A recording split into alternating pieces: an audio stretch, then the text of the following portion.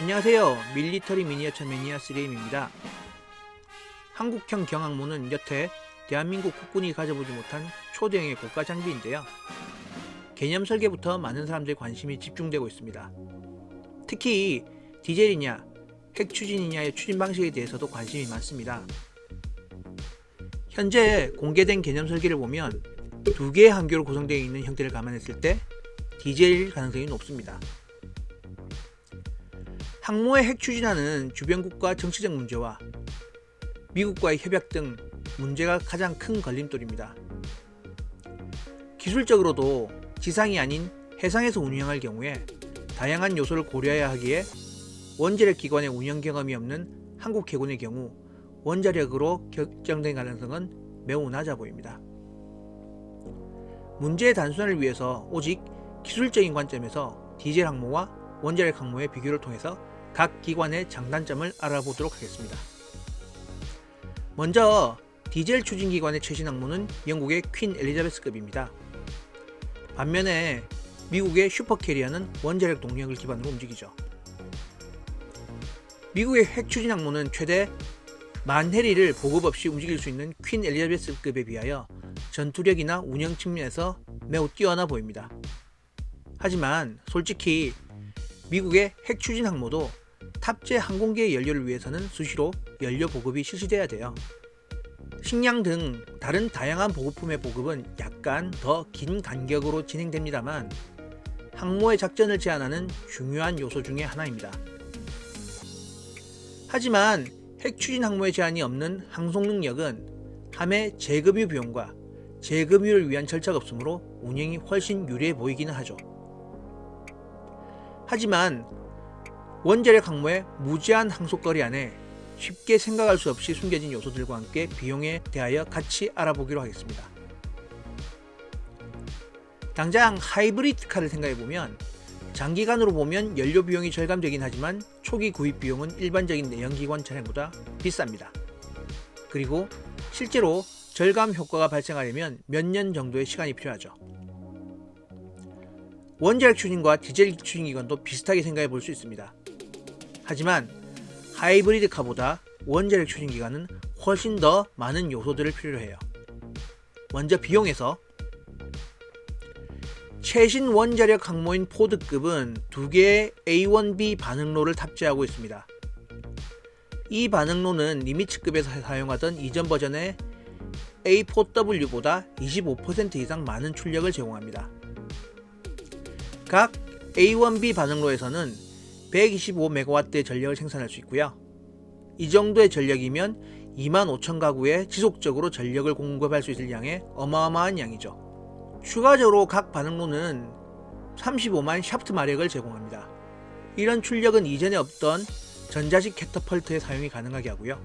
기존보다 더 부드러운 가속을 제공해서 항공기의 프레임에 가해지는 스트레스가 줄었고 따라서 항공기의 운영 수명이 늘어났죠. 퀸 엘리자베스 항모는 36MW 출력의 2개의 가스터빈을 탑재하고 있고요. 각 엔진은 2개의 함교 아래에 설치되어 있고 엘리자베스급이 2개의 아일랜드로 설계된 중요한 이유가 분산된 가스터빈 엔진에 있습니다. 추가적으로 4기의 10MW 디젤 엔진이 함 중앙부에 설치되어 있습니다. 결론적으로 함의 전체 출력은 112MW의 전력을 생산할 수 있는 거죠.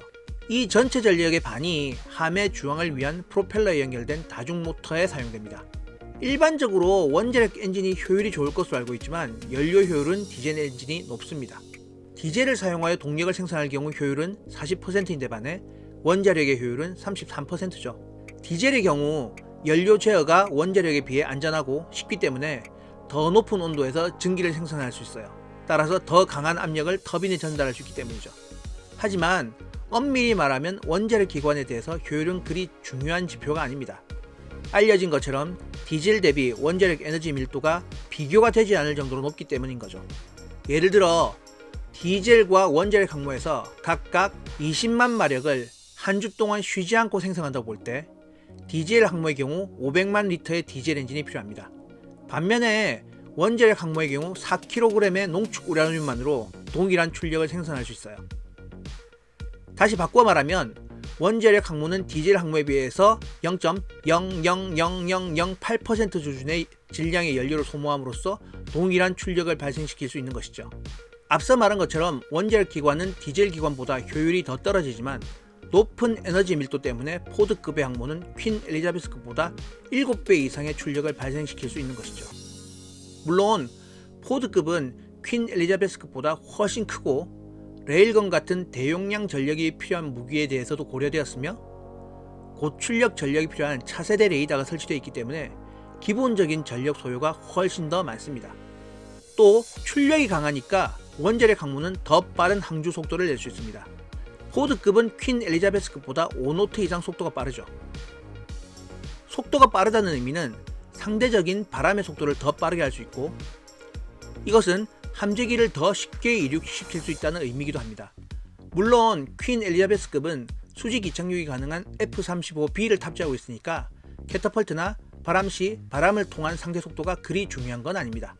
자, 이제 항속거리, 연료 탱크, 그리고 비용에 대해서 이야기해 보도록 하겠습니다.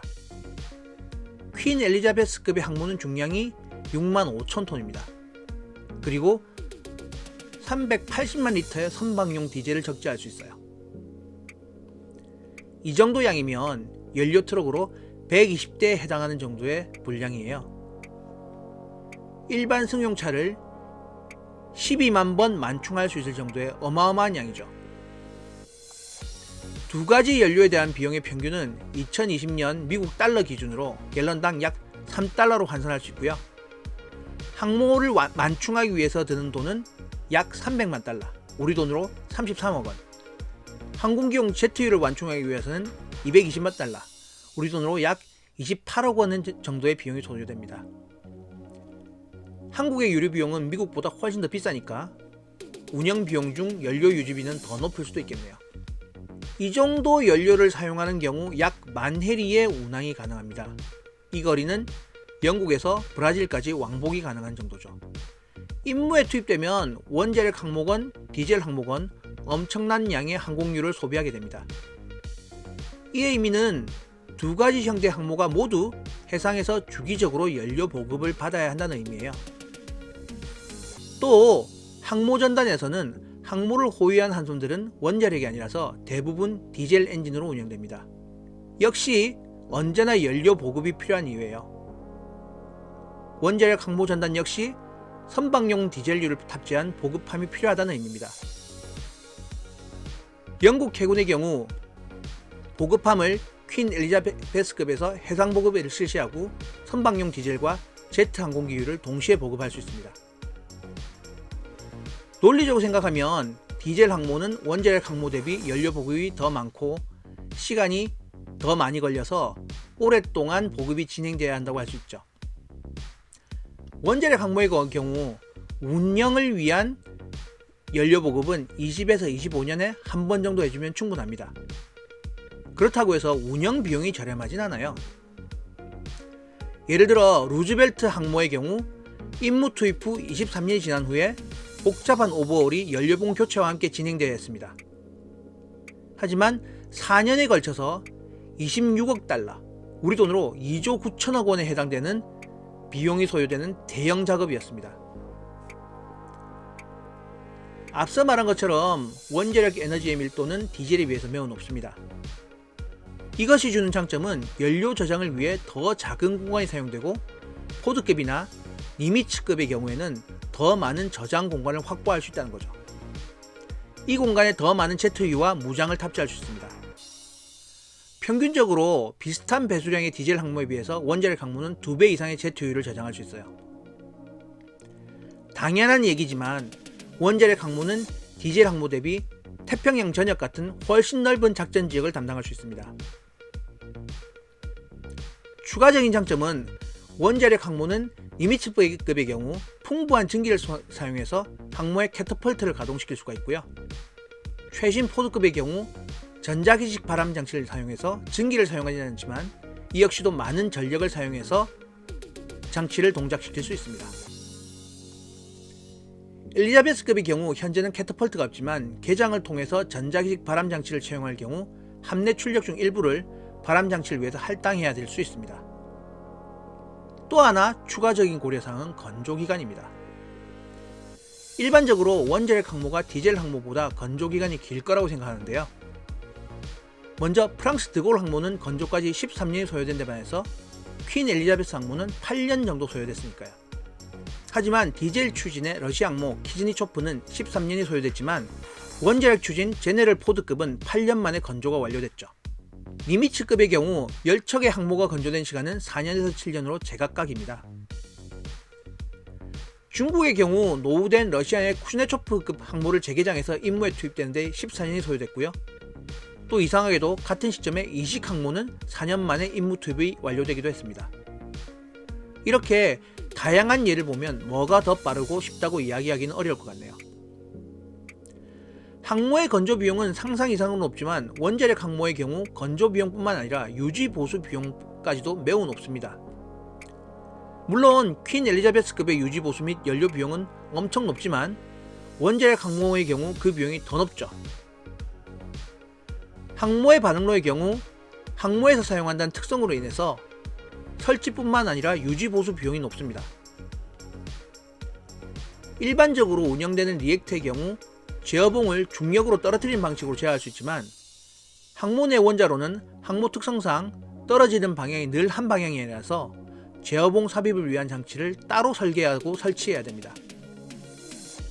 추가적으로 반응로에 필요한 냉각수의 염분 제거를 위한 시스템의 추가 설치가 필요한데요. 기존 사용하던 기술을 전면적으로 재설계하고 전혀 다른 방법으로 운영할 수 있는 능력을 가지고 있어야 한다는 의미죠.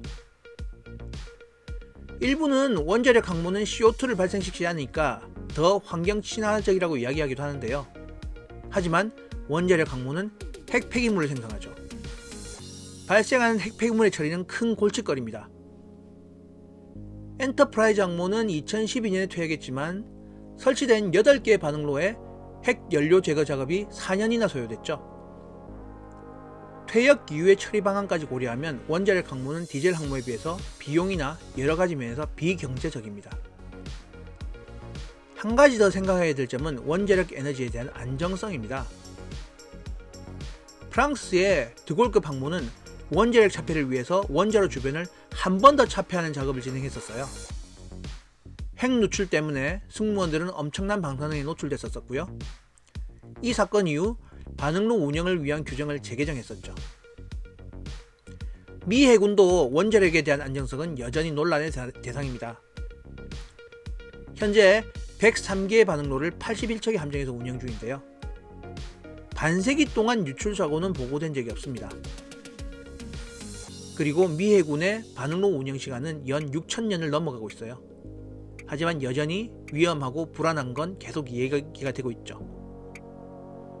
반면에 초기 소련의 원자력 반응로는 사고가 많았습니다. 다수의 반응로에서 노심이 용해되고 셀 수 없을 정도의 핵 누출이 발생했었죠. 몇 가지 알려진 소련의 방사능 사고는 K-19 잠수함의 냉각기 고장으로 인한 방사능 유출로 9명의 승무원이 사망한 사건이 있었습니다. 같은 사고가 K-27 잠수함에서 또 발생했고요. 또 9명의 승무원이 방사능 노출로 사망했죠. 그리고 1985년 K431 잠수함에 연료 교체 중에 사고가 발생해서 10명이 사망하고 뿐만 아니라 엄청난 양의 핵물질이 공기 중으로 유출됐습니다. 국가를 수호하기 위한 함정들이 국민을 비전투 상황에서 살상할 수 있는 흉기가 될 수 있는 위험을 고스란히 품고 있는 원자력 추진의 또 다른 모습이기도 합니다. 자, 이제 다시 질문으로 돌아와서 어떤 형태의 추진 장치가 항모에 더 효과적일까요? 상황에 따라 다르다고 봐야 되겠네요. 디젤 엔진 항모의 경우에는 재정적인 제한이 있고 작전 지역이 한정적이라면 효율적입니다. 항속거리가 큰 문제가 아니라면 말이죠. 작전 범위가 태평양 정도로 매우 넓다면 원자력 항모가 더 효율적이라고 할 수 있죠. 원자력 추진과 디젤 추진은 1대1로 비교하기는 힘듭니다.